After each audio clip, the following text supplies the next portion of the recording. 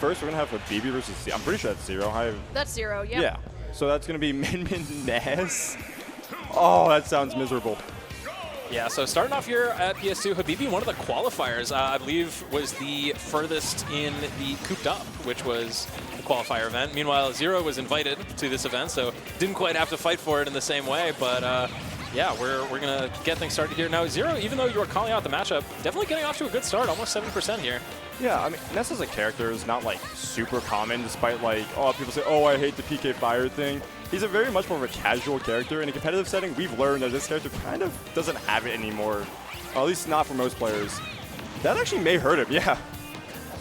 I did say this looked rough, and I guess I was thinking of the wrong way it being Yeah, for sure. Xero definitely seems to be dominating the matchup so far, trying to demonstrate some of this spacing, keeping himself on the ground as long as possible, but Habibi not successfully able to get any sort of an edge guard and slowly chipping away at this damage, but it's not the Min play that we're used to seeing necessarily. He's not dominating the match at all. He's just barely able to get anything in, and now Xero has him at ledge again. Yeah, Ness definitely does have some advantages in this matchup. Once you get in, you're really able to get some very big combos. You also just have a lot of, you know, even though the floating mobility can get you in trouble sometimes, you can also just go really high where Min can't really hit you and just kind of pick your timing to approach. Yeah, and another important thing to notice is that because he's a super floaty character, Xero is playing very heavily to the ground. You know, you see a lot of these nairs, anything that has like a multi-hit move is something that he's really relying upon in order to approach Habibi. Yeah, like that forward air, we just saw Habibi drop shield and get hit by it. Yeah, something to keep in mind. And Habibi has not been able to have stage control for very much this entire game. He's trying to stay grounded as well because obviously as Min, you don't have very many good landing options. But I mean, regardless of that, Min just struggles so much as a character when she doesn't have that stage control. And Xero has been very good at approaching close enough to not give Habibi that advantage. Yeah, trying to get off the ledge here. I mean, Ness able to threaten with some back airs. Habibi makes it through for now, but just resets the situation. It can be difficult for Min to get off of ledge sometimes. Her options aren't really built for the close quarters combat other than stuff like that Nair and some of the moves that you have on the ground. But Xero 3 stocks up to 1 right now, looking very confident in this matchup. Yeah. And another thing also is like oh my god, lack of shield, out of shield options if you're Min, right? Ness is a character we know loves to press those buttons on your shield. So once again, talking about how bad like Min is trying to get off this ledge, if you're able to get off it, you're most likely going to get you forced to a shield position. And then what happens then? Also, I don't know if you have a jump. You do. And oh no, I don't like this one. Yeah, no. it's a very tough spot to be on ledge against Ness, especially with a character without the most varied options to get off of there. And that tether is really exploitable. We've seen Xero hit it a couple of times and trying to hit it again there. Ooh, just barely going to be stalling out the PK Thunder and successfully able to get onto stage, but Habibi is very squarely in the corner. Finally able to get out thanks to the Dragon Arm, but catching the stock there, really important move. However, he is way past 100%. Xero has him caught on the ledge, PK Fire after one another. Oh, man. Oh man, you know. What a kind man helping him get back to stage. Yeah, but you're at 181. Yeah, even dash attack is going to take it here. What a kind man helping him get back to 0%. Zero is his tag, so that's what he's doing, I guess. Yeah, such a generous player to to be so kind as to donate that stage control yes, of course. back to Habibi. But it is going to be game number 1 for Xero. Habibi resetting, and it looks like we've changed to Hollow Bastion. Yeah, Habibi was just not really able to get any stage control. It felt like that stage was, PS2 was so big that even when Habibi was sort of in the middle, like there were places that Xero could go and just not really be at risk of getting hit by any of Min moves. So it makes sense to go to a slightly smaller place where Min arms cover maybe a wider proportion of the stage. I did just hear what sounded like a pop-off back there. We do have those sets on the side streams going on as well. I think we had already gotten started with some of the pool 3 and 4 sets, so make sure to take a look at the bracket and see how that's going. Yeah, we are on the main stream, so anything else that is happening though is like there's a very limited amount of sets that we can put on the mainstream today, so there's so much more in which to tune in. But looking like second game is going same as the burst, you know. What a PK rock in there from Xero. Habibi, just sometimes you just have to slap your knee and wake up. The old ZD method. You can see the frustration, just feeling like, hey, maybe this should be a matchup that I'm doing well in, and I just can't seem to figure this out, right? Like, Xero's done such a good job closing the distance and getting these combos like the one that we're seeing right now.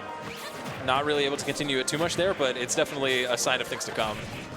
So, I was actually looking at Super Major prior to this bracket. Habibi doesn't have a lot of Ness experience.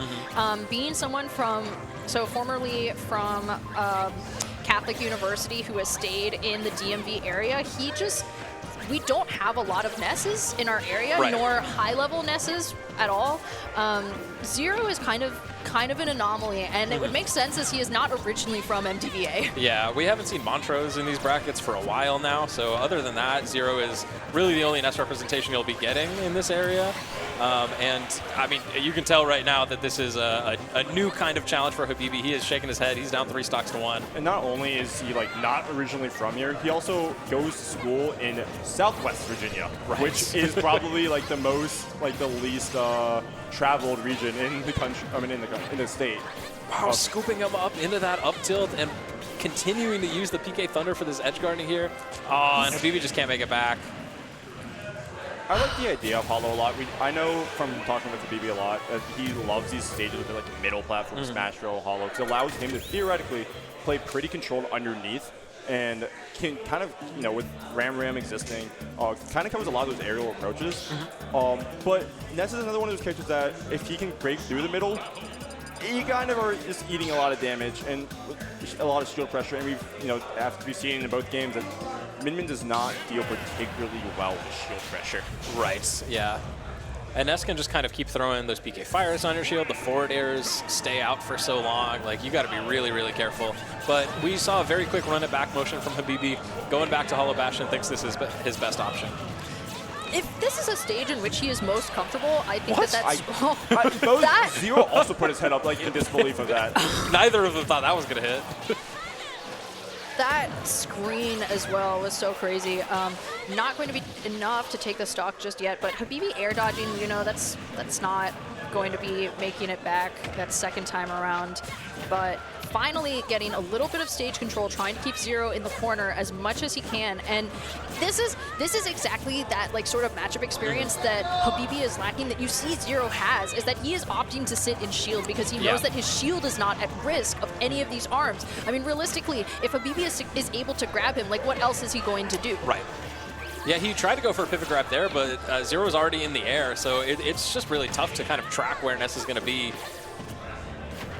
Another thing I did want to note is that Min's like ledge hand is really, really high. Yeah. The hand is seen as like a hitbox, because a hitbox to hit.